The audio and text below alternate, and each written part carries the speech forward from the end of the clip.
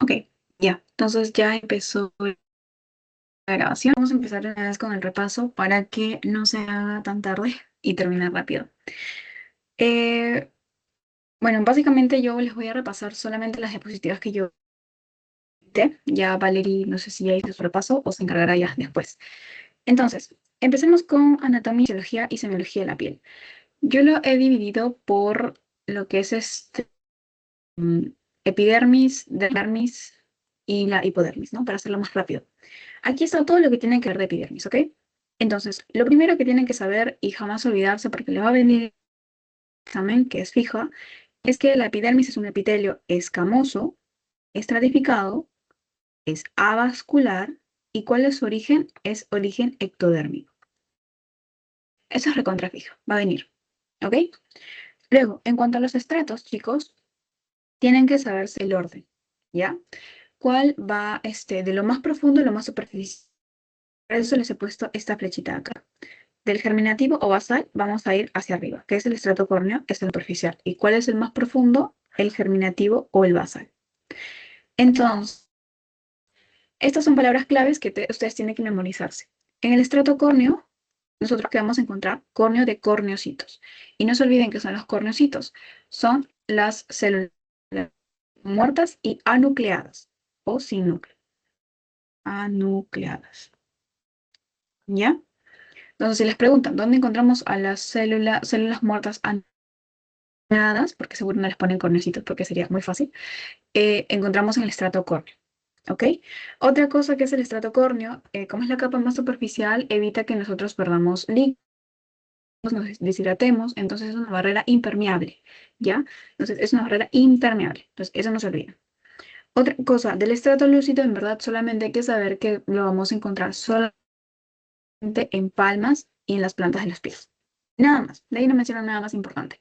En el estrato granuloso, lo importante de aquí es la queratinización. O sea, aquí vamos a encontrar gránulos de queratoyalina y se va a dar la queratinización de la piel. En el estrato espinoso vamos a encontrar a las células de Langerhans. Quizás en un verdadero falso les van a preguntar esta parte de acá. En el estrato granuloso encontramos a las células de Langerhans. Falso. Y no, no es la marca, ¿no? Entonces, eso sí, memorizan. Langerhans. Germinativo o basal, melanocitos y Merkel. Si es que en algún verdadero y falso les pregunta cuál es la capa o el estrato más mitóticamente activo, o sea que va a estar así recambiándose, bueno, reproduciéndose constantemente, va a ser el estrato germinativo. Esa es la que es la que está mitóticamente activa, pues más que cualquiera, ¿ya? Esa es la que está más activa, el germinativo, o sea, la más profunda. Otra cosa, no me voy a preguntar, pero ténganlo en cuenta, que si se dan cuenta, aquí, en el estrato espinoso, que es ese bloquezazo, vamos a tener varios queratinocitos. Esas células con núcleos son queratinocitos, ¿ya? Entonces vamos a tener varias capas, que son multicapas de queratinocitos. Estos queratinocitos van a estar unidos, queratinocito, desmosoma, queratinocito. O sea, ¿quiénes unen al queratinocito? Los desmosomas. ¿Ok? Mientras que en el estrato germinativo o basal, la capa va a ser una sola capa. ¿Ya? Va a ser una monocapa de queratinocitos. ¿Ven ahí? Son queratinocitos grandes, pero es una sola capa. Entonces, a veces creo que preguntaron como marca lo verdadero y pusieron. En el estrato germinativo encontramos una multicapa de queratinocitos unidos a los desmosomas. Falso. No, eso es en el espinoso. Ok, nada más de aquí. En cuanto a las células más importantes, tenemos a los queratinocitos, como les digo, en su gran mayoría la piel son queratinocitos en un 90%. El queratinocito tiene un tiempo de nacimiento y un tiempo de muerte. ¿Ok? El queratinocito no, y hasta que se muere es lo que se convierte en el corneocito. O sea, que lo que tenemos acá, este de aquí, al final va a envejecer y se va a convertir en un corneocito, es decir, en una célula muerta anucleada. ¿Y en cuánto tiempo pasa esto? O sea, ¿cuál es su tiempo de vida básicamente del queratinocito? Pues 28 a 31 días. Eso también he visto que lo preguntan, ¿ok? un mes prácticamente. 28 febrero o 31 octubre. 31 días. 28, 31 días. Las queratinas también. Esto lo preguntan.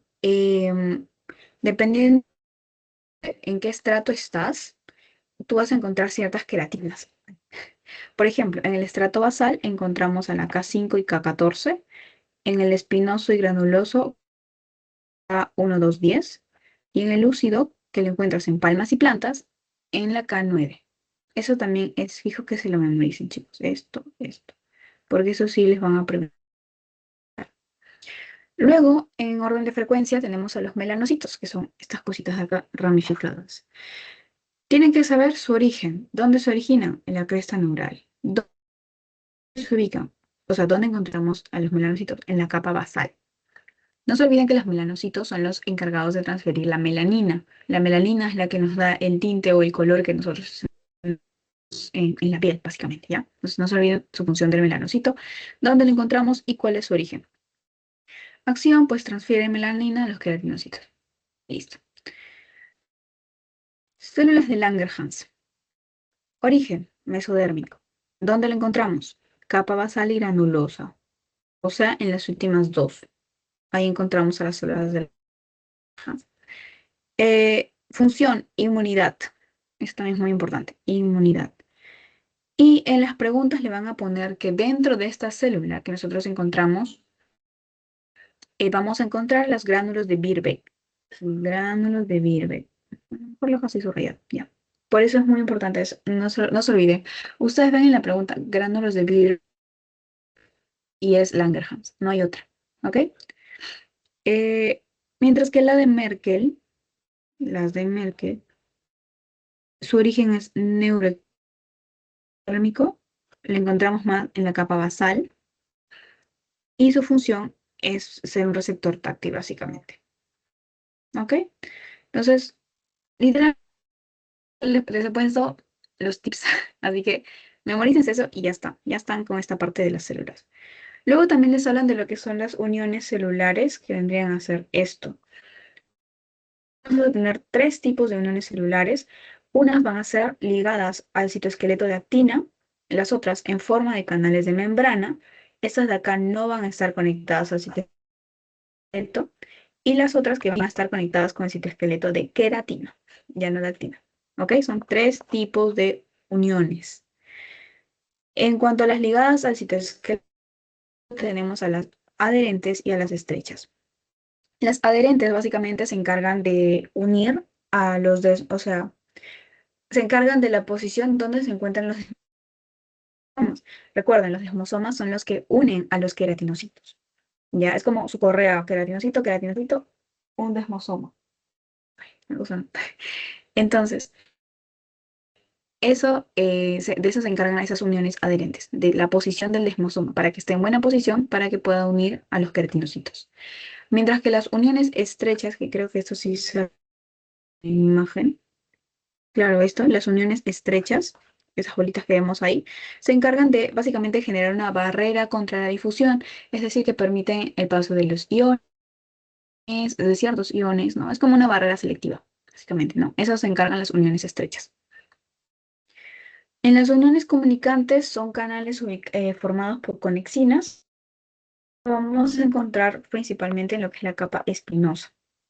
En realidad, este no preguntan mucho, más preguntan de esto de acá y esto últimos de acá. Esto, chicos, para toda la vida y para el examen. Desmosomas, ya les vengo repitiendo 3 veces. El desmosoma une queratinocitos. Queratinocito, queratinocito, desmosoma. Mientras que el hemidesmosoma une al queratinocito, pero con la membrana basal. ¿Ok? Queratinocito con la membrana, hemidesmosoma. Queratinocito con queratinocito, desmosoma. Listo. Entonces, básicamente, eso sería todo lo que es epidermis, literal, lo más importante. Y ahora pasamos a lo que es la dermis. Estoy tratando de rápido para poder practicar con las preguntas. Y creo que eso es lo más importante. Ya la PPT se los paso y lo pueden leer después, ¿no? En cuanto a la dermis, Lo más importante de la dermis son los anexos. ¿Ya? En la dermis vamos a ver anexos como el folículo piloso, la glándula sudorípara y la glándula sebácea. En cuanto al folículo piloso, lo único que van a preguntar va a ser las fases de crecimiento, ¿ya, chicos? Van a preguntar cuánto tiempo o cuál es el mayor porcentaje en el que encontramos al folículo piloso, o sea, en crecimiento. Es decir, como que la mayor proporción de pelos o de folículos pilosos, los vamos a encontrar en fase de crecimiento, ¿ya? Eso es muy bien. Eh, ¿Cuánto es el tiempo o cuánto tiempo es que un folículo piloso puede estar en crecimiento o en fase anágena? Eso no se olviden porque también pueden preguntarle como, ¿en qué fase o fase anágena, ¿no? Y ustedes dicen, ¿qué es eso? Entonces, crecimiento o anágena dura de 2 a 6 años y, como les digo, es el 90% de todos los folículos pilosos se encuentran en esa fase. Luego tenemos la fase de transición o fase catágena. Esta va a durar de 2 semanas más o menos y se encuentra menos del 1%. O sea, esa es la fase más rara, la transición. Y en reposo, que es fase telógena, dura de 2 a 4 meses y más o menos es el 15%. Pero esta es la más importante. Crecimiento anágeno, el 90%. A mí me lo preguntaron como marquen la correcta, así que memorícenlo. Este, Luego pasamos con el siguiente anexo que vendría a ser la glándula sudorípara. La glándula sebácea está ahí abajo. En realidad no hay mucho que decir. Solamente pues se encuentran en zonas de donde se produce sebo, la parte nasolabial, ¿no? Esa parte que produce sebo, grasa. Normalmente no se encuentra en palmas, plantas. Eso es lo más importante de las glándulas sebáceas. Entonces vamos a concentrarnos en lo que es la glándula sudorípara, ¿ok? Les coloqué esta imagen de acá, es la misma que pongo en la clase, porque me gusta mucho cómo se ve, o sea,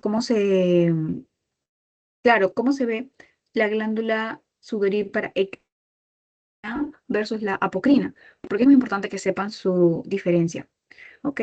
Para eso también les hice un cuadrito al costado, para que puedan ver todas las características que son diferentes. Eso también, chicos, les va a venir, aunque sea una pregunta, así que es una fija. A ver, entonces, si se dan cuenta en la fotito, una glándula ecrina es esta de acá, y sale. Mientras que la apocrina es esta. A ver, ustedes más o menos como que, por lo que ven, ¿cuál podría ser su diferencia? ¿Cómo describirían cada uno? ¿Ustedes qué dicen?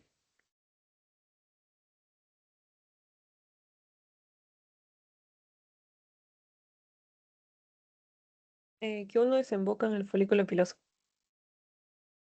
Ajá, claro. La ecrina desemboca directamente hacia la epidermis, o sea, sale con todo, mientras que la apocrina desemboca en el folículo piloso y de esa forma es que sale la epidermis, no, no sale directamente. Entonces, muy bien, básicamente esa es la diferencia característica, pero acá les coloqué otras más. Por ejemplo, ¿cuáles encontramos más? Las ecrinas, las que salen directamente. Ubicación generalizada, es decir, en casi todo el cuerpo. Mientras que las apocrinas, que salen por el pelo, son más restringidas, es decir, restringidas a las áreas con pelo, claramente, ¿no? A las axilas, genitales, pues el vello púbico, las areolas también, ¿no? Hay ciertos vellos por ahí, entonces por ahí también salen las glándulas apocrinas. Bueno, esto ya les dije, ¿no? Desemboca en la piel. La inervación también es importante. Las ecrinas tienen una inervación colinérgica, mientras que las apocrinas es una inervación adrenérgica. Otra cosita es el inicio de la actividad. La ecrina va a estar desde que tú naces, vamos a botar este sudor directamente hacia la piel. Pero cuando ya empezamos a un bebito, normalmente no tiene pues el vello real, ¿no? Entonces, cuando ya empezamos a la pubertad con el vello púbico, el vello en las axilas, donde empieza a subir empieza a apestar todo eso, ahí recién empieza a desarrollarse lo que es estas glándulas apocrinas, ¿no? Ahí empiezan a activarse en la pubertad. Entonces no se olviden, pubertad. Secreción de sudor más rápido directamente. Relaciónalo como que obviamente es más fácil ir directamente de adentro hacia afuera, o sea, directamente a la piel, que primero drenar en el folículo y luego llegar. Entonces, la crina es mucho más rápida. Y bueno, la crina también su función es termorregulación. Por ejemplo, ustedes saben, ¿no? Que cuando estamos sudando, por ejemplo, luego de correr, ya que nosotros sudemos es para poder botar calor. ¿Ok? Entonces, para regular la temperatura corporal, básicamente. Entonces, eso es todo lo que tienen que saber de glándula sudorípara. Se la prenden y ya está. Y ya con eso terminamos la dermis y pasamos a lo que es la hipodermis, que es la parte más profunda y es la última parte de la piel.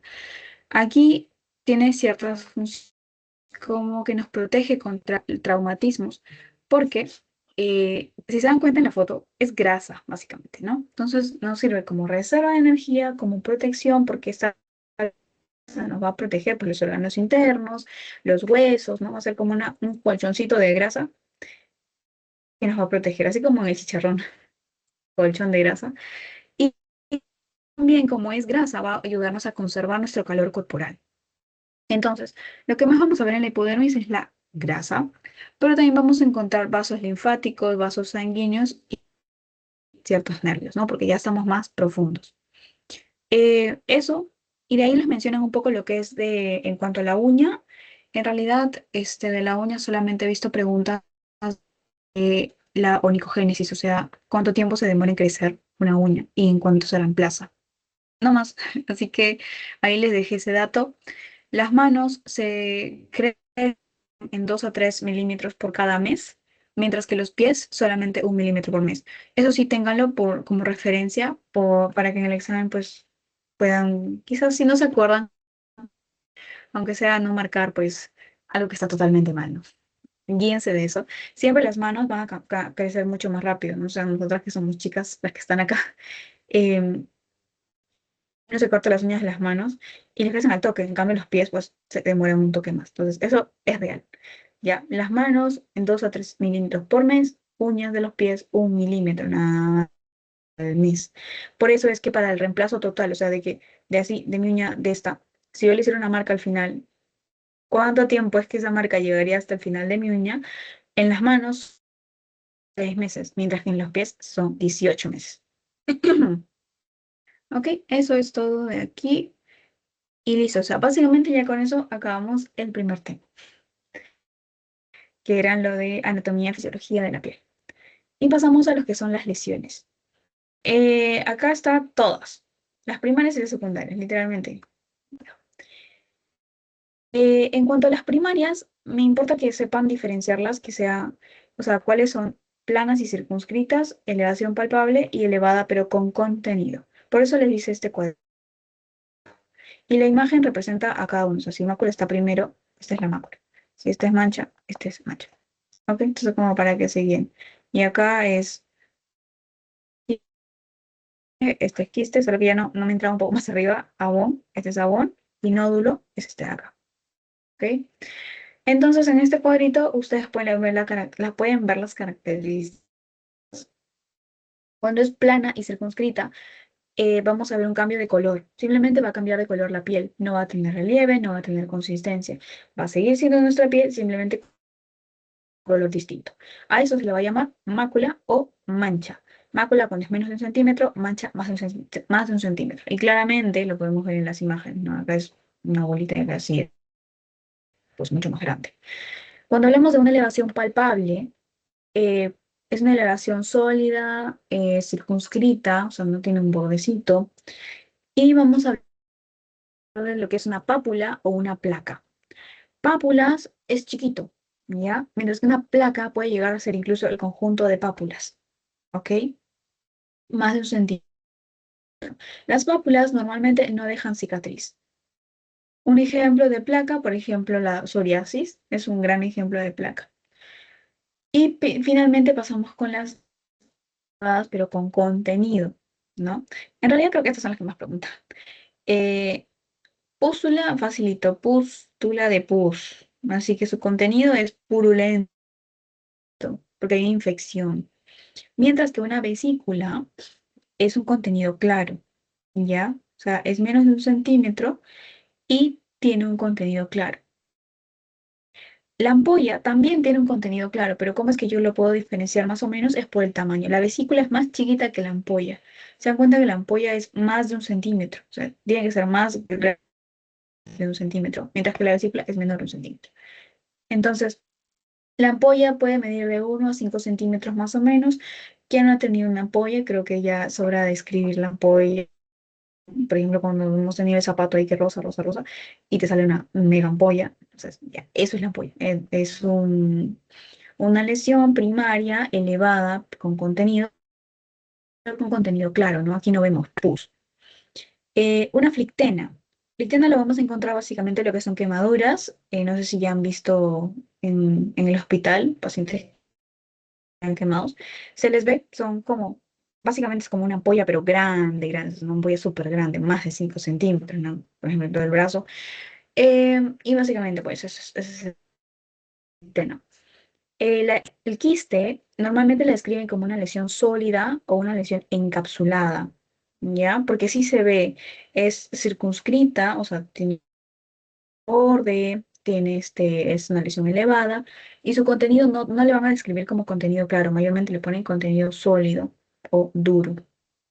El labón, pues, comúnmente conocido como roncha, cuando se lo describan, le van a mencionar que alrededor vamos a tener un edema, va a ser transitorio, normalmente pues unos días y ya está. Sobre todo que el paciente va a tener este prurito, ¿no? Le va a picar. Eso es lo característico del abón. Y finalmente, un nódulo. Eh, un nódulo igual es una lesión sólida, con contenido sólido. Se dan cuenta acá tenemos algo duro, ¿no? Acá. Una lesión sólida. Pero para que yo no pueda, para no me confunda y diga, ay, me está escribiendo un quiste o me está diciendo un nódulo. ¿Cómo hago? Si me dice que es una lesión dérmica o hipodérmica, es nódulo. ¿Por qué? Porque el nódulo, si se dan cuenta en esta foto y esta foto, aquí el quiste está por arribita. Los vasos apenas ahí tocan los vasos. En cambio, el nódulo ya está casi metido en los vasos, porque el nódulo es más profundo. ¿Ok? El nódulo normalmente está tan profundo que llega a la dermis o a la hipodermis, que es la más profunda, ¿no? En cambio, el quiste es normalmente epidérmico, ¿ok? Ahí hay un gran tip para la diferencia.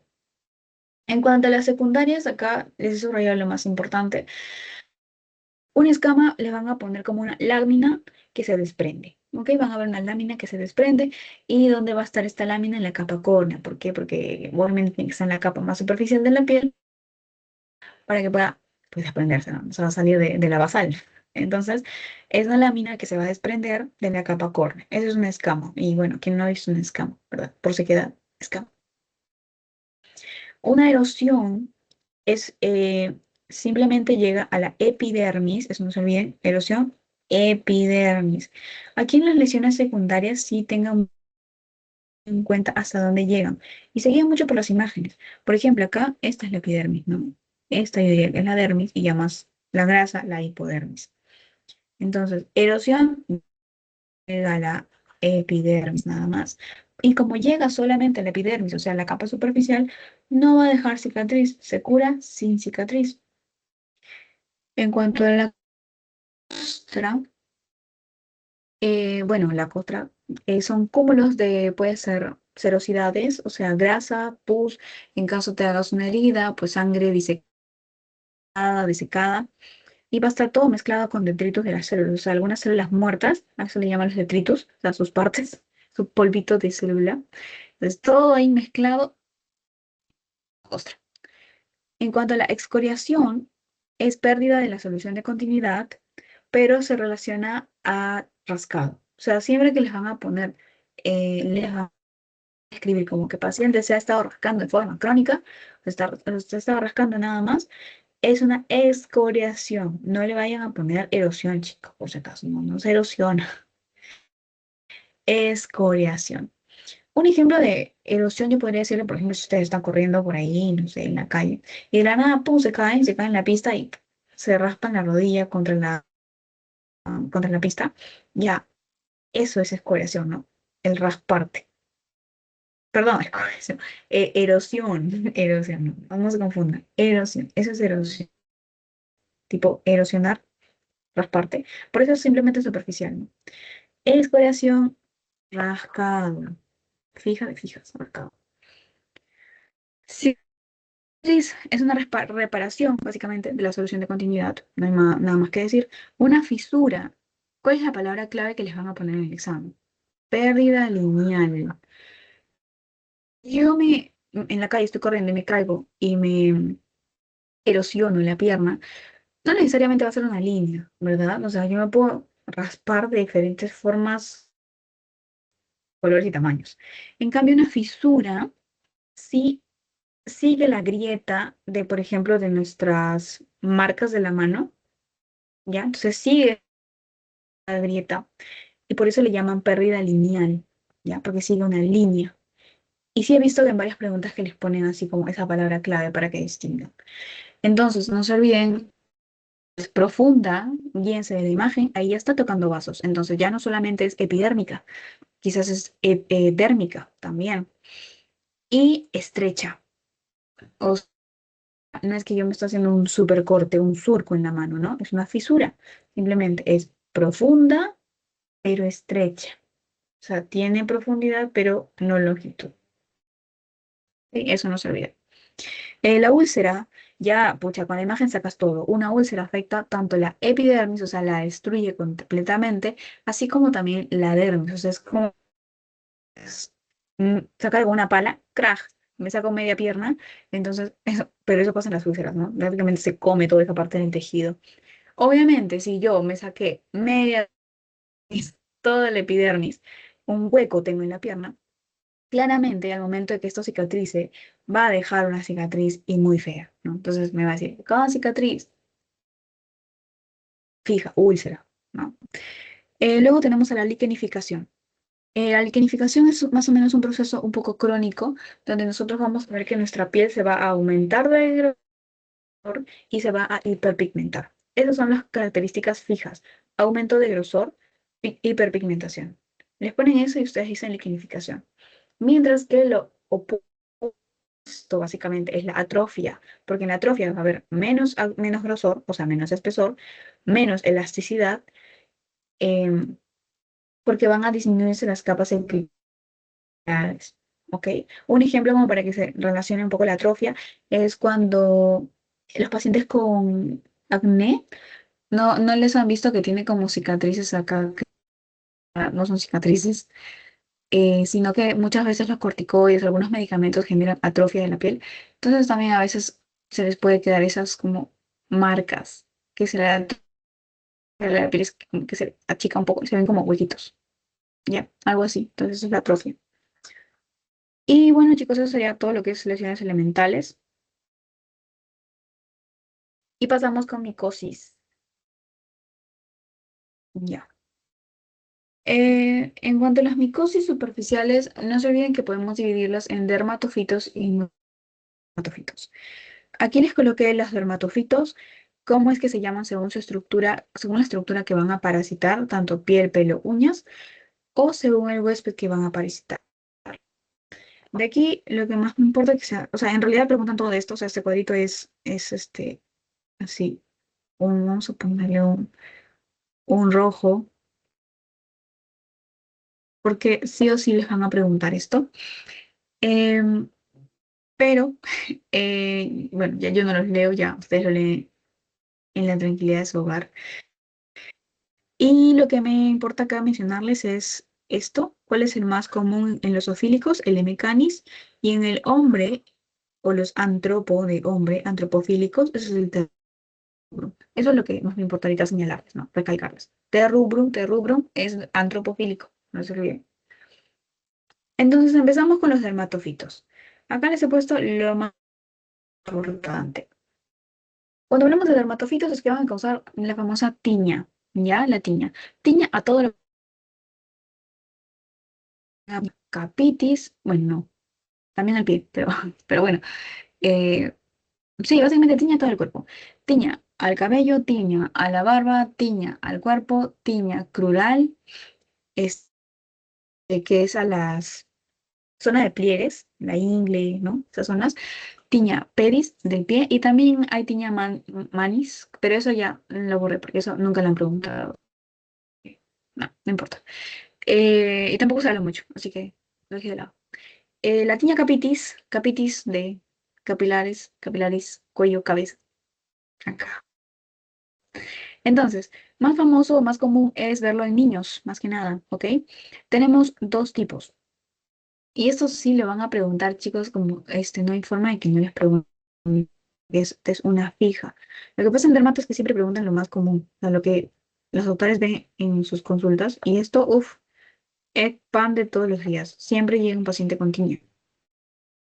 ¿Ok? Entonces tenemos tiña seca o tonsurante o tiña inflamatoria o querión de Celso. La seca o tonsurante es la más común, por eso les puse acá una más y está subrayado. Es más común, ya, que es como un cuadro mucho más leve.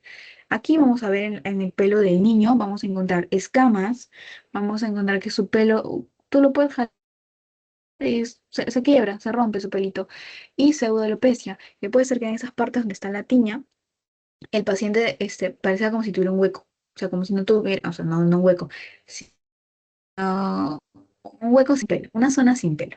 ¿Ya? Por eso le llaman como, es una pseudo-alopecia, pero en realidad no es alopecia, sino que es por la misma tiña que le está causando pues eso, ¿no? Que por ahí los pelos estén muy quebradizos, ¿no? Y se le caiga pues el pelo de ahí, de esa zona. Entonces, esa es como su triada. Ustedes leen en el caso clínico esa triada y dicen, ok, tiña, capitis, seca o tonsurante. Pero para que yo inflamatoria o querión deceso es la que se ve horrible, esa es la de la foto. Entonces, esa destrucción y dolor es querión deceso. El paciente le duele un montón, tiene el signo de la espumadera porque hay pus.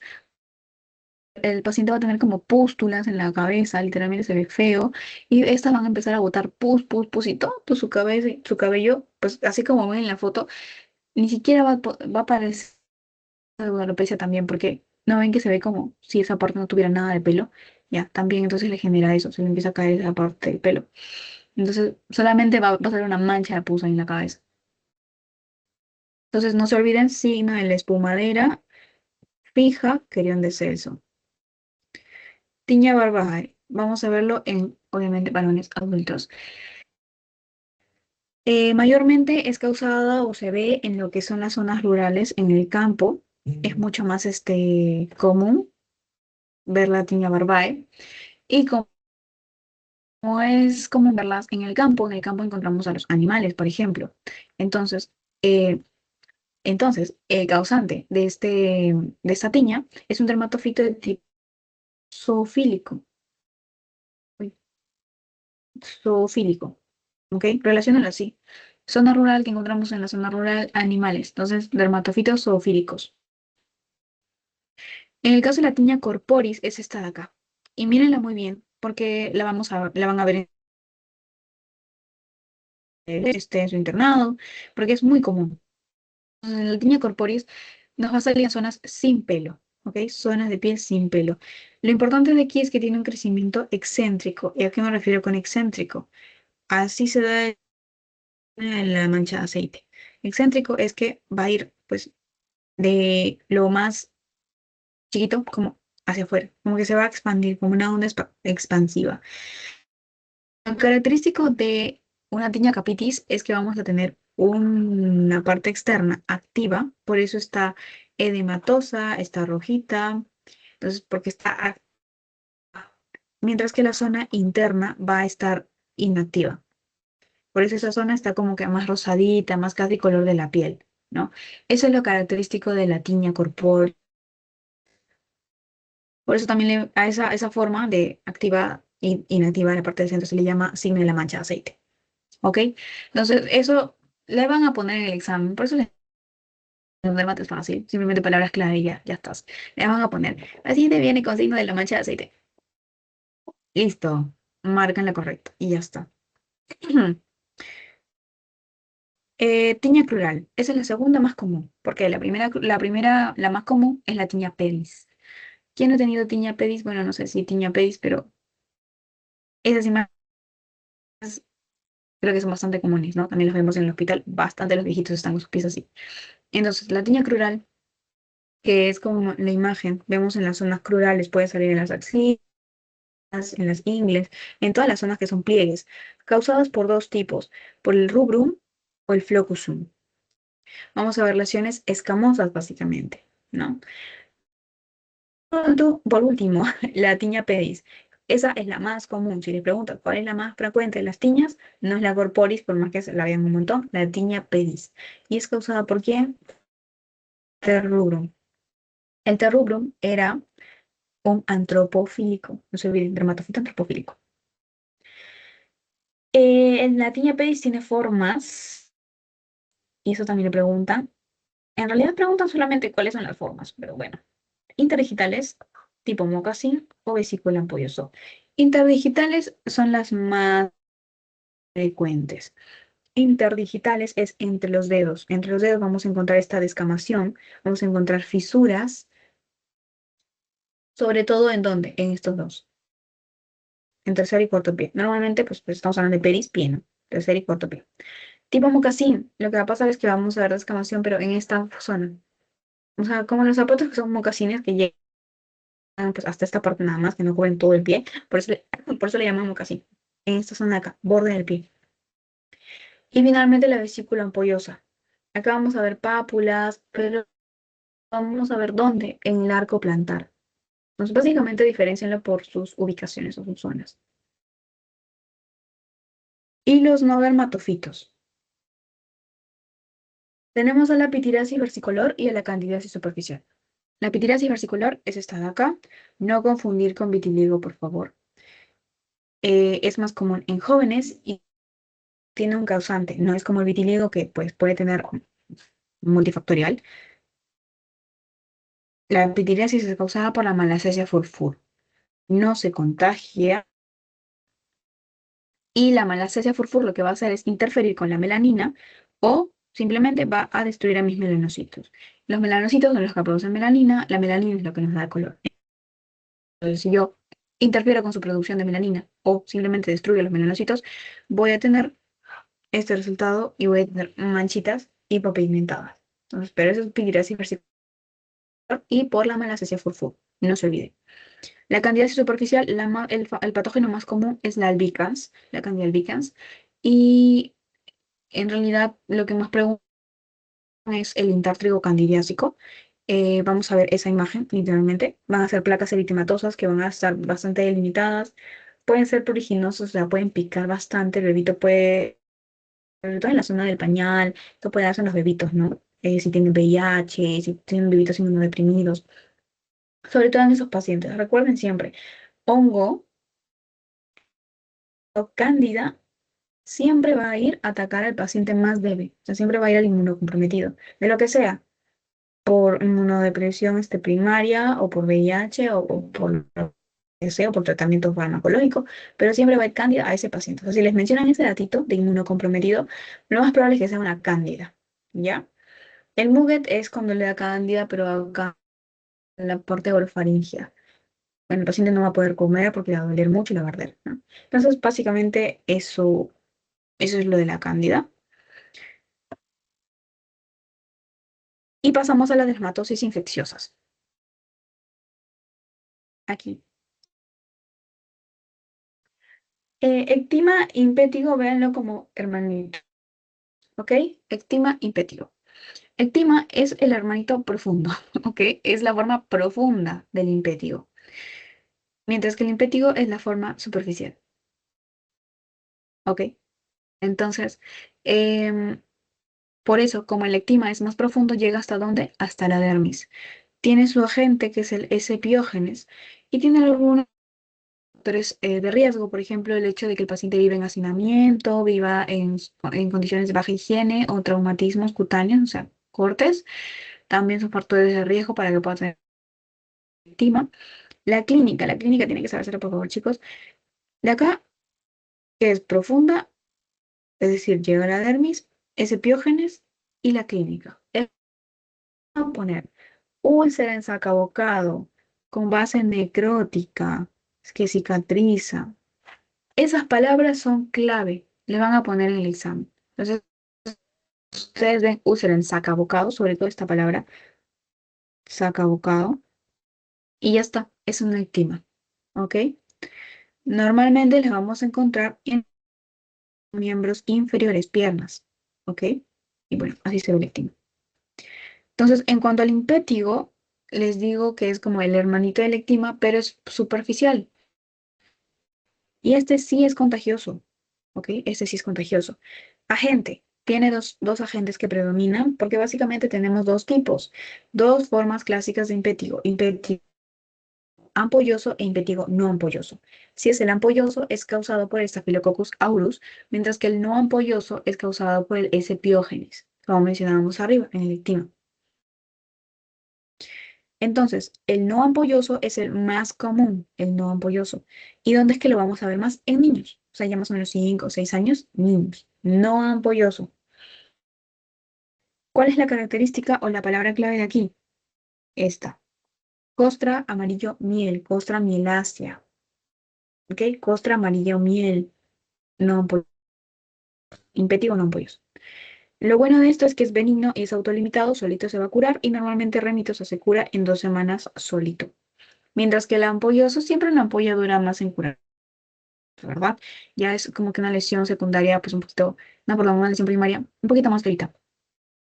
Entonces, el impétigo ampolloso, ¿dónde lo voy a ver? Ya en bebitos nada más, ya niños, o sea, neonatos. Ampolloso de ampollas, ¿no? Vamos a encontrar ampollas, esa es la clínica. Y pues como les digo, las ampollas tardan más en pues repitalizarse, en cubrir pues como estaba antes. Más o menos 3 a 6 semanas es que van a remitir solitos y no van a dejar cicatriz. ¿Ok? En cuanto a la celulitis, lo que tienen que tener en cuenta es que también es profunda. La dermis afecta a la dermis profunda. ¿Ok? Si tú me dices que es una lesión, así sea igual a la foto, pero me dices que es una lesión solamente epidérmica, yo no digo no, eso no es celulitis. Entonces no celulitis, es dermis profunda. ¿Y cuál es su tetrada? Que es rubor, tumor, calor y dolor. Le describen esto del paciente y ustedes dicen que es celulitis sin dudar. ¿Ok? Otra cosita más.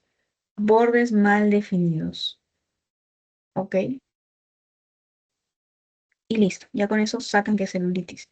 Y lo van a poder diferenciar de la erisipela. En la foto ustedes dirán, uy, se parece quizás a la celulitis. Se ven muy parecidas. Pero la erisipela es superficial. Y otra cosa es que esta sí es delimitada. Es decir, que la erisipela yo sí es como que podría dibujar una línea en todo su borde, delimitarlo bien, porque está bien delimitada. Mientras que la celulitis es como difusa, no tiene bordes bien delimitados. Entonces, ahí es una fija para que para que puedan diferenciarlos. El eritrasma es una infección bacteriana superficial. Lo que van a saber de acá es manchas marrón rojizas, más escamas. Manchas marrones rojizas con escamas y ustedes dicen eritrasma. ¿Y quién causa el eritrasma? El Corynebacterium minutissimum. Minutissimum. Corynebacterium, ¿ya? Entonces, ese es el eritrasma. Otra cosa, ya lo último que me interesa saber de aquí, es forunculosis versus foliculitis. Y la característica más llamativa es esto, lo que les he puesto en este cuadradito para que se aprenda. Foliculitis, foli- ustedes recuerden, itis es de inflamación, ¿verdad? Entonces, foliculitis es inflamación del folículo. Solamente estamos hablando del folículo, ¿ok? No más. Pero forunculosis ya estamos hablando de que va a haber una inflamación tanto del folículo más el tejido circundante. Por eso es que se inflama tanto, porque es tanto el folículo como el tejido que lo rodea. Puede ser una bolita ahí, ¿no? Forunculosis. Entonces, los forunculosis van a iniciar como nódulos duros, dolorosos, pues al tacto van a ser dolorosos y que van a crecer pues paulatinamente. ¿Cuál es su agente? El Staphylococcus aureus. Pero eso es para ambos, para la forunculosis y para la foliculitis, cualquiera de los dos. Y bueno, ahí están las ¿no? Pero esto es lo más importante. Esto y esto. Ya, enfermedades reactivas. Algo nos falta. Dos, tres, cuatro. Ya, cuatro más. Ya acabamos, chicos. Enfermedades reactivas. Para la urticaria, lo único que me interesa que sepan es que es mediada por mastocitos y se caracteriza por tener abones transitorios. Aquí sí le tienen un tiempo de menos de 24 horas. Normalmente estas que salen acá, bueno, abones, duran menos de 24 horas y solitos desaparecen. Podemos clasificarla en aguda o crónica. El tiempo de corte es Ay, un ratito, esa era una notificación ya. El tiempo de corte son 6 semanas. Menos de 6 aguda, más de 6 crónica. Etiología, y esto le preguntan, chicos. ¿Cuál es la etiología más común de la urticaria? Idiopática. Es decir, no se sabe, no sé, nadie sabe. ¿Ok? Idiopática. Porque sí, porque en fin. Pero hay factores de riesgo. El hecho de que uno esté estresado, tenga problemas, tome ciertos medicamentos, pueden generar que me dé una urticaria. Pero en realidad la etiología más frecuente es idiopática. O sea que nadie sabe qué pasó, de qué salió. El tratamiento, básicamente, pues como es una reacción inmunológica, vamos a tomar antihistamínicos, porque aquí la histamina está como loca. ¿Cómo pasa de aguda a crónica? Pues la vía del complemento del sistema inmunológico va a perpetuar esta reacción inflamatoria y vamos a poder tener una urticaria inducible o espontánea. La espontánea es la que se da más frecuentemente en mujeres y su etiología es por autoanticuerpos IgE e IgG. ¿Ok? En cuanto a la espontánea, como ya estamos hablando de crónica, igual ya no es menos de 24 horas, sino que podría durar hasta 72 horas, incluso los abones. La espontánea no preguntan mucho, la que más preguntan es esta de acá, la no física, ¿ok? Entonces, la dermográfica es la más frecuente, por si les pregunto. De las físicas. De la no física tenemos a colinérgica y a las acuogénicas. La colinérgica se va a ver activada por el aumento de temperatura corporal, que no solamente se puede deber al ejercicio, pero en realidad, hasta por la fiebre, puede darte una urticaria inducible no física, colinérgica. ¿Ya? Básicamente, asócienlo con el aumento de temperatura. Mientras que la acogénica es básicamente por tocar agua acogénica y desaparece luego de la exposición. O sea, 30, media hora, una hora después de que ya dejaste de tocar el agua, desaparece esa urticaria. Simplemente se va. Así como viene. Entonces, eso es todo de urticaria. Eritema multiforme. Eso es facilito. El eritema multiforme. Ahí está todo lo que tienen que saber. Es una reacción de hipersensibilidad de tipo 4. No se confundan que le ponen 6, 7, 10, porque los romanos funcionan, ¿ok? Palito y una V. 4. Etiología, eso también les preguntan. Eritema multiforme, herpes. Herpes, herpes, herpes. No se olviden. Eritema multiforme, herpes. ¿Cuál es su clínica? Lesión en tiro al blanco o indiana. Eso sí es lo más característico. ¿Lo ven? Tiene como forma de arquito para que uno pueda, como si lanzaran los dardos, pues tiro blanco, así. Por eso le llaman así, lesión en tiro al blanco. Su descripción va a ser pues que tenemos una pápula con un anillo central de eritematoso. Este es el anillo eritematoso, o sea que está rojito. Al medio tenemos una zona pálida y al borde tenemos un halo periférico igual eritematoso, ¿no? Esa es la descripción. Pero básicamente se vuelve, ponen como clínica lesión en tira blanco o lesión en diana.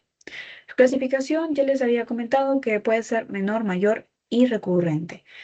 Para que diga que es recurrente, eso también ténganlo muy en cuenta porque seguro les pueden preguntar. Es más de 6 episodios en un año, ¿ok? Más de 6 episodios en un año. Mayor, piel más dos mucosas. Menor, piel más ninguna mucosa o una mucosa. Esto les expliqué que en realidad pues hay una disyuntiva en algunas páginas, así que bueno, tómenlo con lo que dice su doctora para el examen. No me crean, pero lo de recurrente sí apréndanse. Y pasamos a las enfermedades inflamatorias.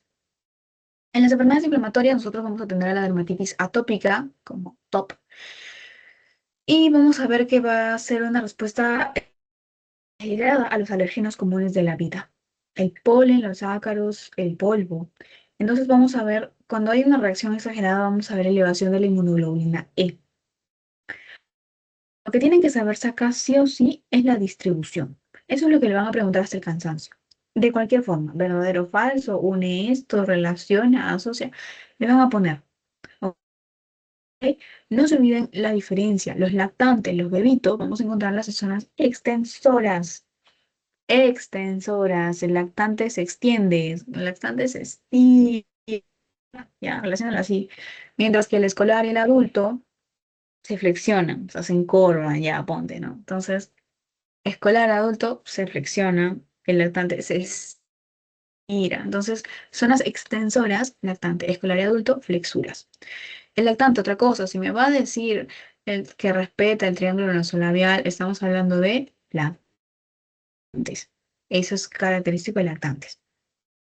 Adulto, más que nada, le sale en el dorso de la mano, en los párpados, mientras que en el escolar le sale en la fosa poplitea, que es la parte de la parte de atrás, la parte antecubital, o sea, del codo antecubital también, zonas de flexura, como ven, ¿no? Flexura, yo flexiono acá, eso se me va a flexionar. Y en la zona, mira, en mis pliegues también. Entonces, va a tener un curso también, puede ser aguda, subaguda o crónica. Cuando es aguda, vamos a ver las costras miliséricas, eso también lo van a preguntar. ¿Dónde encontramos costras miliséricas? En la parte aguda, crónica o subaguda. Aguda. Estas costras miliséricas se caracterizan porque son húmedas, mientras que conforme pasa el tiempo es como si esta lesión se fuera secando. En la subaguda ya son menos secretantes y ya cuando es una lesión ya crónica, o sea, una dermatitis atópica crónica, ya vamos a tener una placa lignificada. ¿Se acuerdan que le dije lignificación? Ya parece es algo crónico, ya se convierte en una placa lignificada. En cuanto a su fisiología, lo que me importa es lo que les he subrayado y les he puesto en rojo. Esto de acá, bueno, acá lo que les rodea. Vamos a ver disfunción de filagrina y disfunción o defectos de la claudina 1, que son las uniones de la piel. Porque aquí lo que va a haber es mucha permeabilidad que va a permitir que nosotros estemos perdiendo líquido en nuestra piel, no se nos deshidrate y por eso vamos a verlo también como piel seca. La claudina 1, filagrina y disregulación inmunitaria. Es decir, que nuestros péptidos antimicrobianas van a disminuir mientras que vamos a poder, el Staphylococcus aureus va a poder colonizar mucho mejor nuestra piel si nuestros antimicrobianos están disminuidos, ¿verdad? Entonces también, no se olviden, chicos, qué patógeno no me interesa cuando estoy hablando de la dermatitis atópica, el Staphylococcus aureus, ¿ok? Otra cosita es que ocurre también un desbalance entre la TH1, o sea, el TGLP1, y la TGLP2. La TGLP1 es crónica, es la que me da la cronicidad de esa dermatitis, o sea, que hace que permanezca. Mientras que la TH2 es la que se activa cuando nos da pues el brote, ¿no? Porque muchos pacientes pueden tener esta dermatitis atópica, pero no necesariamente tienen un brote pues todo el tiempo, ¿no? Puede ser simplemente por situaciones de estrés, por ciertos fármacos, se activa este brote y esto es hecho por el TH2. Pero para que este brote agudo se cronifique, actúa la TH1. Otra cosa es que las interleuquinas también forman parte de la fisiología o fisiopatología de esta enfermedad. La interleuquina 31 es la que se encarga de que pique, de que el grito, y la interleuquina 22 es la que se encarga de la gravedad. Y las dos son activadas o inducidas por la TH2. Finalmente, la dermatitis seborreica. Es un eczema seborreico, mayormente aparece en los hombres. Puede ser desencadenada por el VIH o por el estrés. En esta imagen hay mucha información importante. Por ejemplo, ¿qué es la clínica característica que vamos a ver? Descamación, inflamación, rojez y seborrea. Entonces vamos a ver hiperseborrea. puede ser una de las causas. Otra puede ser aumento de la malacesia. En la dermatitis em, atópica estábamos viendo el Staphylococcus aureus, no se olviden. En cambio, en la seborreica vemos a la malacesia, ¿ya? Eso sí les van a preguntar seguro para confundirlos. Aquí también, la clínica es otra cosa muy importante que se sepa. Lactante escolar adulto. Lactante, costra láctea amarillenta. Esa es palabra clave que se lo van a poner. Ya. ¿Dónde o en qué zonas encontramos en cada uno de los pacientes? Lactantes, zonas de intertrigo y cuero cabelludo. Intertrigo son como zonas, como la ingle, zonas flexuras, pliegues básicamente, zonas de intertrigo. Pero en el examen y las preguntas se lo ponen como zonas de intertrigo, así que ustedes lean eso y ya ustedes mismos son. Escolares. En los escolares, más que nada van a tener esta dermatitis seborreica en esta zona acá, en la zona de los párpados. Van a tener algo llamado blefaritis seborreica. Van a tener escamas que van a estar en sus pestañas, en sus párpados. Entonces, eso es escolares, niñitos. Normalmente no se lavan mucho la cara, andan jugando, entonces andan un poco sucios, entonces es muy común que se les acumule ahí en esa zona del ojo. Y en los adultos ya tienen lesiones eritrodescamativas. Puede tener en los pliegues nasolabiales, en las cejas, el mismo cabello, las orejas. Entonces, ya es más generalizado. Y trastornos pigmentarios. Pasamos a trastornos pigmentarios. A ver, listo. Vitiligo, me interesa que hay tres hipótesis, no se olviden, neural, autoinmune y autodestrucción. La más aceptada o la más común es la autoinmune, que asocia el vitiligo a enfermedades autoinmunes. Ahí les coloqué una lista de enfermedades sistémicas que pueden estar asociadas a que yo pueda desarrollar vitiligo. Nada más con respecto a eso, ya nada más lo pueden leer. El ciclosma y melasma, recuérdense, embarazadas. Embarazadas o fototipos oscuros, posparto disminuye el ciclosma o melasma. Diagnóstico básicamente es clínico, no tenemos que hacer ninguna biopsia. Se localiza siempre es simétrico. Si me sale acá, me sale acá. Y normalmente sale frente mejillas, la superior y el dorso de la nariz. Esa es la zona, toda esta parte de acá, básicamente. Van a ser manchas hipercrónicas ay, color marrón o café. Pitiriasis alba. Lo que caracteriza la pitiriasis alba es, no se vayan a confundir chicos por si acaso con la pitiriasis sin color. Ya, esta es alba. La alba, vamos a verla en escolares. ¿Y cuál es su característica? Manchas hipocrómicas. Y yo, ay, vitiligo. No, porque esta tiene descamación. El vitiligo no tiene descamación. Eso es algo muy importante. El vitiligo tiene la piel circundante perfecta, normal. En cambio, en la pitiriasis alba sí va a haber descamación del bebito, bueno, del niño, ¿no? Y normalmente también se van a situar casi el 50% en lo que es la cara. Su etiología puede ser infecciosa por el S. aureus o el S. viridans y tiene una evolución temprana y media y, ay, siempre me olvido de quitar esto, y tardía. Cuando es temprana es una placa rosada que pica. Cuando es tardía es una placa ya blanca con un escama, o sea, con escamas. Y cuando es tardía ya se vuelve una mácula hiperpigmentada, o sea, esto. Entonces, no se olviden también la evolución.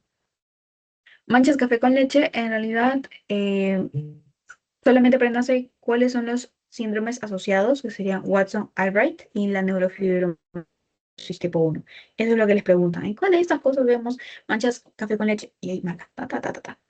Eh, la neurofibromatosis tipo 1 es la que más se relaciona, por eso es que le ponen como que sus características, que es manchas café con leche, neurofibromas, que es la mano que se muestra ahí, esas bolitas son los neurofibromas, y efelides axilares, que son como manchitas satélites en la parte de las axilas.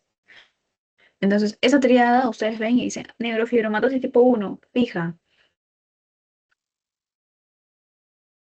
Ya, las enfermedades ampollares.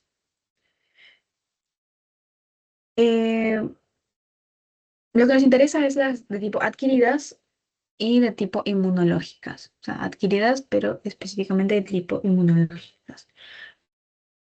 Podemos separarlas en acantolíticas y no acantolíticas. Las acantolíticas son las que se dan a nivel intraepidérmico y son todos los pénfigos, ¿ok? Mientras que las no acantolíticas son subepidérmicas y son el pénfigoide y la dermatitis herpetiforme. Los pénfigos en realidad son ampollas, no se olviden, intraepidérmicas que se asocian con anticuerpos IgG contra desmogleínas. Según su localización, podemos clasificarlas en suprabasal e intragranular.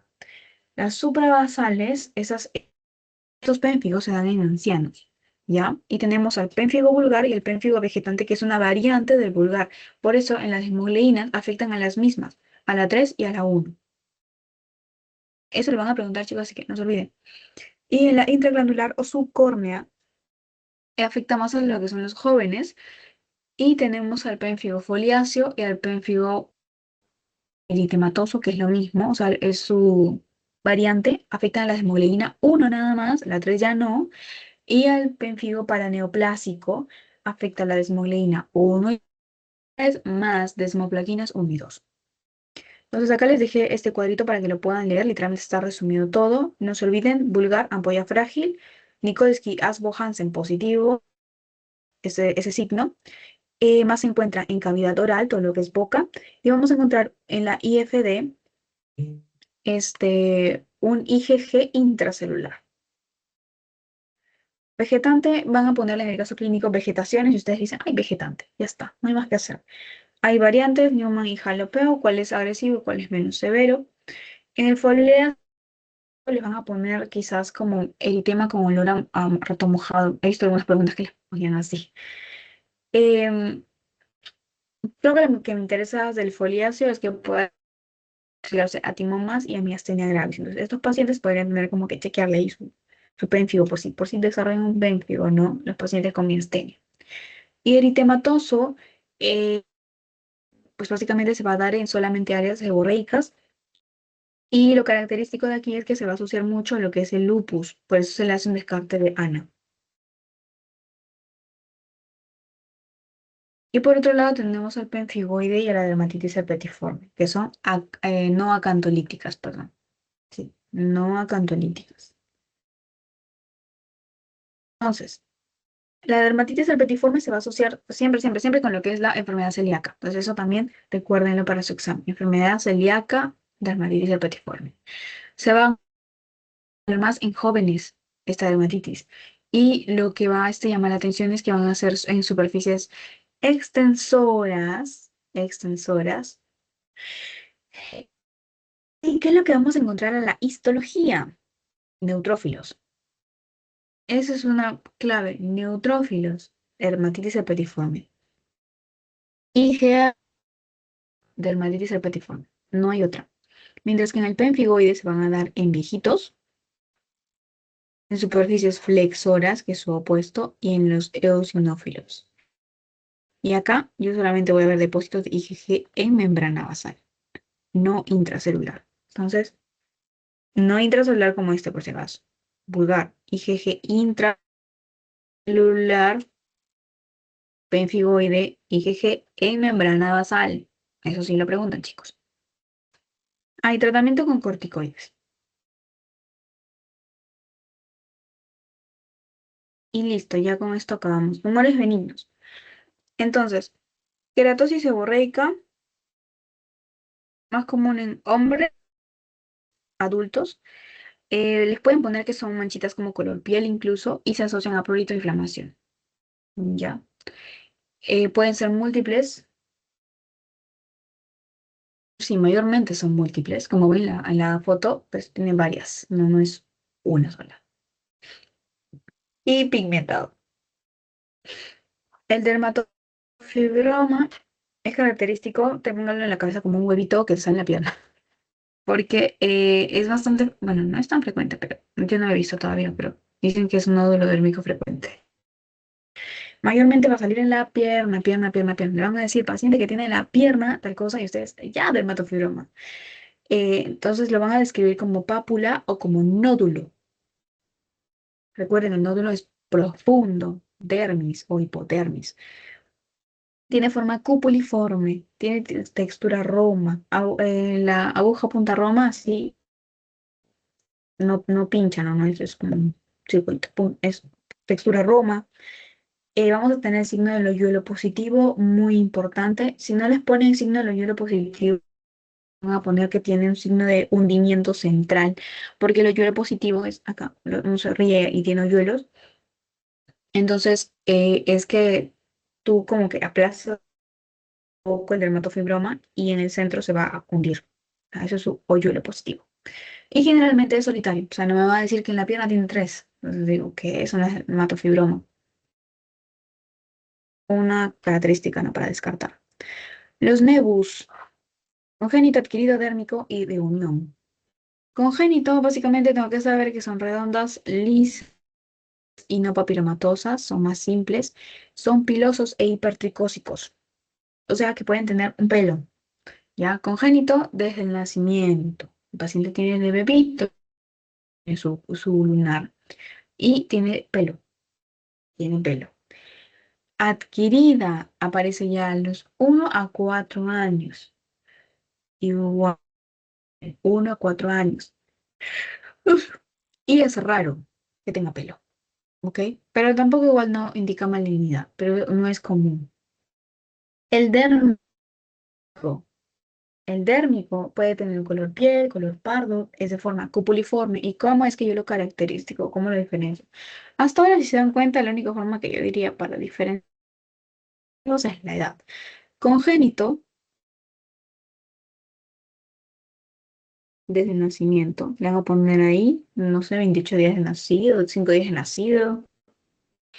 Adquirido, 1 a 4 años. Dérmico, segunda o tercera década de la vida, o sea, 20 a 30 años.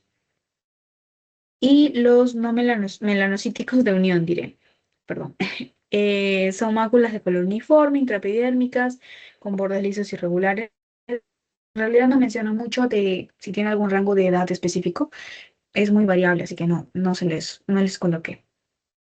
Y finalmente el cuerpo salir como una lesión crónica exofítica queratóxica, frecuentemente en cara. Pierna, espalda, pecho, no, cara. Entonces, lesión exofítica queratóxica. Pues, importante de acá, biopsia siempre. ¿Por qué? Porque se puede asociar a enfermedades premalignas o malignas. O también benignas, ¿no? Pero para eso se le va a hacer la biopsia y saber de qué cosa se trata. Y finalmente, extirparlo totalmente. Entonces, chicos, a ver, ya vamos a empezar. Para acabar con las preguntas. Varón de 30 años, ahí les he subrayado lo más importante.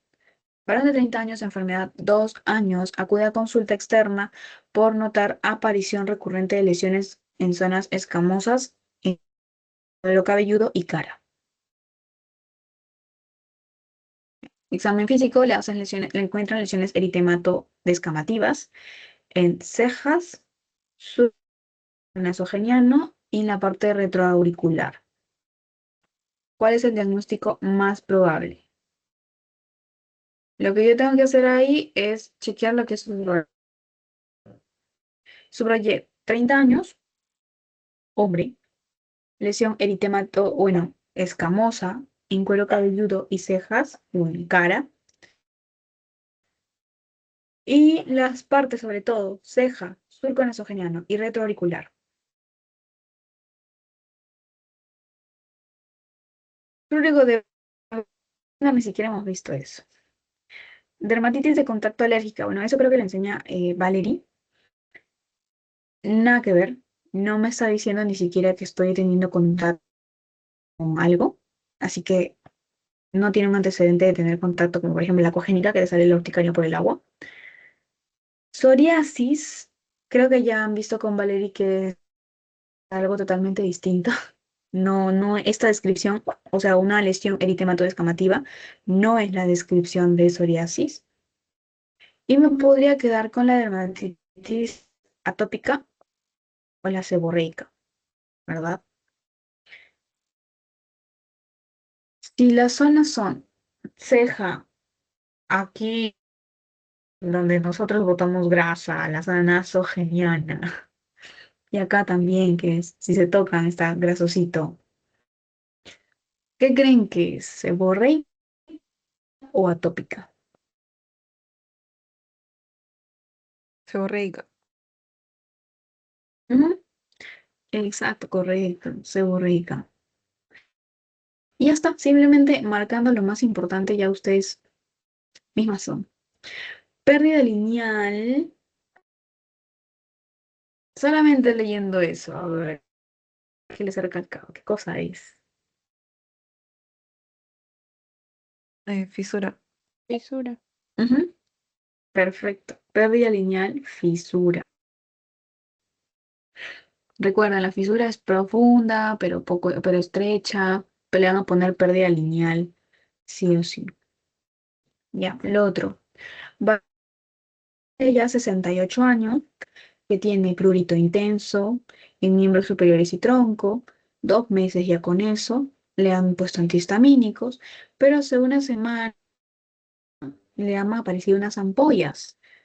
Al examen clínico, el paciente hemodinámicamente estable, tiene ampollas de más o menos de 1 centímetro, tensas, y otras lesiones en placas eritematosas de aspecto urticariforme.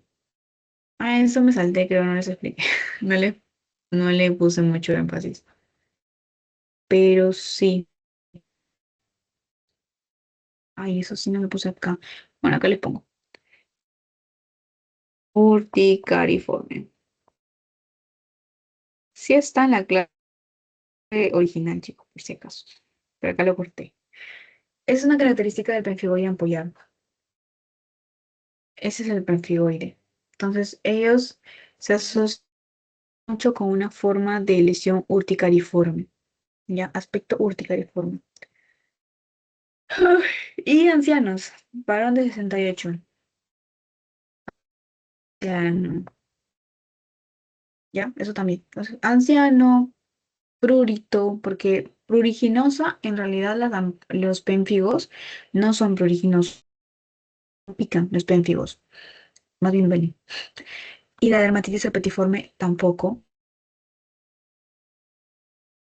Cuando les digan pruriginosa, bueno, no, la dermatitis también, perdón, la dermatitis también pica, pero la que tiene forma urticariforme y además, ¿cómo lo determinan? Por esto.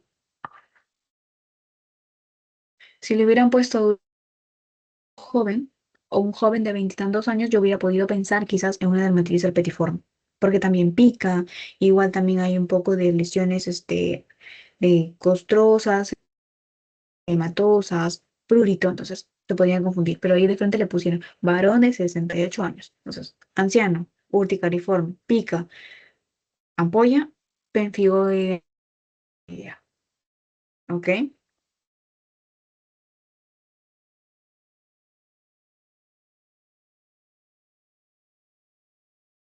Acá, una glándula que desemboca en el folículo piloso,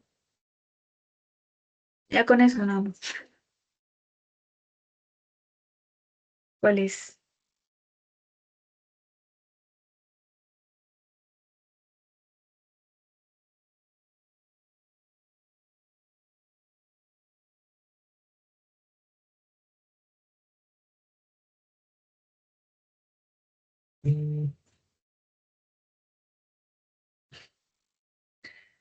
Nada, chicas. Ya. Apocrina. Glándula que se... Ah, sí, apocrina. Muy bien. Apocrina, no se olviden, desemboca en el pelo. La ecrina desemboca directamente. Y ya acá. Es una infección dermoepidérmica, o sea, no es tan superficial, estamos hablando de dermoepidermis, que avanza rápido por el estreptococo hemolítico de grupo A. Vamos a ver una placa eritemato escamosa, caliente, roja, brillante y dolorosa, con bordes bien demarcados.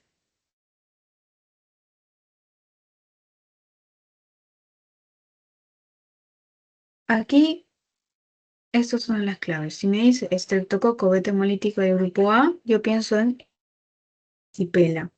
Por onculosis voy a tachable. Impétigo ampollar, nada que ver. Psoriasis, tampoco. No es causada por el estreptococo, la forunculosis tampoco, ni el impétigo ampollar. Me queda erisipela y ectima. Pero yo voy a poder diferenciarlos porque vamos a estar hablando de la profundidad dermoepidérmica. El ectima es no se olviden que el ectima es la parte, o bueno, la forma profunda, pero del impétigo. Ya está. Claro, la forma profunda del impétigo. Y es causada por el epiógenes. En cambio, acá está el erisipela, estafilococcus y grupo A.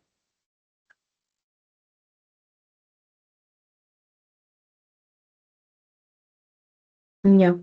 Entonces, me dice que todavía es dermoepidérmica, o sea que sí involucra un poco la dermis, pero pues no, nada es epidérmica. Me dice estreptococo beta hemolítico del grupo A, me dice que vamos a tener una forma brillante, dolorosa y sobre todo, o sea, me dice caliente. Ahí es lo que yo les decía, porque la celulitis tiene su tetrado y la erisipela es gemela de la celulitis, solamente se diferencia por la profundidad y por los bordes bien demarcados. Entonces acá tiene caliente, roja, brilla y duele, celulitis, pero me está diciendo que es dermoepidérmica y me está diciendo que tiene límites bien demarcados. Entonces es la erisipela. Si tuviera límites difusos, bordes irregulares, así, eso es la celulitis. Infección bacteriana que va a afectar el folículo piloso y la zona perifolicular al toque. Afecta folículo. Bronculosis. Ajá, más alrededores, forunculosis.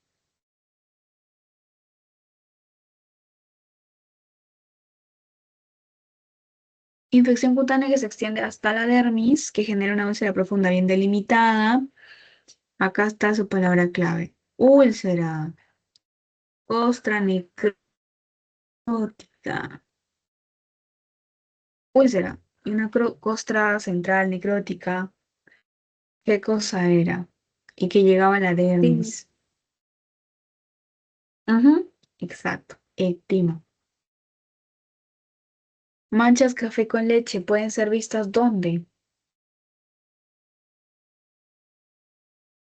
Neurofibromatosis. Ajá, y los demás. Claro, por eso les digo, simplemente he visto preguntas que les mencionan. No les van a preguntar, pues, ¿no? ¿Qué se trata cada uno de esos síndromes? Una tiña que tiene una respuesta inflamatoria severa, pústulas, abscesos. ¿Cuál de las tiñas me generaba pus? El querión Clarion de de Fils. Chelsea. Interior de Celsi. Antes es la seca, no se olviden, esa no produce pus. Y la negra y fábrica no hemos visto. En cuanto al cuadro de dermatitis atópica,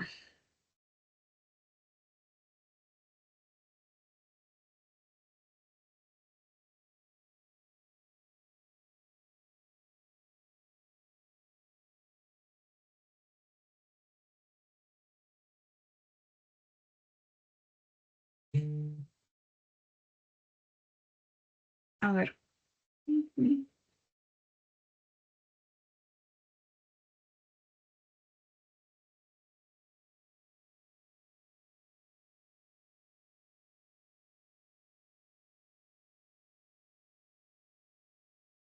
Ya, por ejemplo, vamos descartando esta de acá. La morfología y topografía de las lesiones en la dermatitis atópica se comparte en todos los grupos etarios. Falso, porque tienen ubicaciones distintas y formas distintas de presentación. El prurito es una característica esencial de la dermatitis atópica, pero infrecuente. Falso. Nosotros en la dermatitis atópica vemos que le pica la cara, sequedad, enrojecimiento. Entonces, falsazo. Es esencial en la dermatitis atópica. Prurito, sí, eczema, puede haber poca inflamación y cuadros agudos. En realidad, todo lo que es la dermatitis atópica y seborreica son cuadros crónicos. El paciente desde chiquitito, desde bebito, empieza a presentar esto y evoluciona en realidad. No es que aparece, normalmente no es agudo, ¿ok? Entonces, no es cuál, es crónico. Son enfermedades crónicas. Em, en la dermatitis atópica del adulto, vemos lesiones agudas sin liquenificación. Acá, eso está mal. Ya vamos a ver liquenificación según de la evolución, que veíamos ya cuando hay evolución tardía, veíamos ya liquenificación. Entonces la correcta es esta, que en lactantes, recuerden, en lactantes se estira, entonces lesiones en zonas extensoras, extremidades y rostro. Ujú, esa es la correcta. Acá, Una facilita, formas consulta. clásicas. Ah, sí. En la de ahí, de las zonas extensoras, ahí se respetaba, ¿no? En la parte del el signo del faro. ¿O Ujú. Sí, signo del faro, signo de la... Se respeta la zona nasogeniana. Sí, sí. El triangulito del bebito, la carita. Formas clásicas de impetio. Al toque, ¿cuáles son? ¿Cuáles son sus formas? el Pollos ampolloso y blancos. no. Exacto, ampolloso y no ampolloso. Antoque son preguntas regaladas. No son las dendríticas que encontramos en la capa basal granulosa, en su interior gránulos de Birbe. ¿Se acuerdan? Yo donde les Las dije reglas de gránulos de Langerhans. Birbe. Ajá, Langerhans. Muy bien. Pues chicas, básicamente eso sería todo. Porque ya no me da tiempo para la otra página. Espero que les vaya bien el examen, que es el viernes, creo que me dijeron. Y ya cualquier consulta igual me la pueden hacer por privado si por ahí ven alguna pregunta y tienen alguna duda. A ver, me doy un poco de tiempo. Voy a dejar de grabar.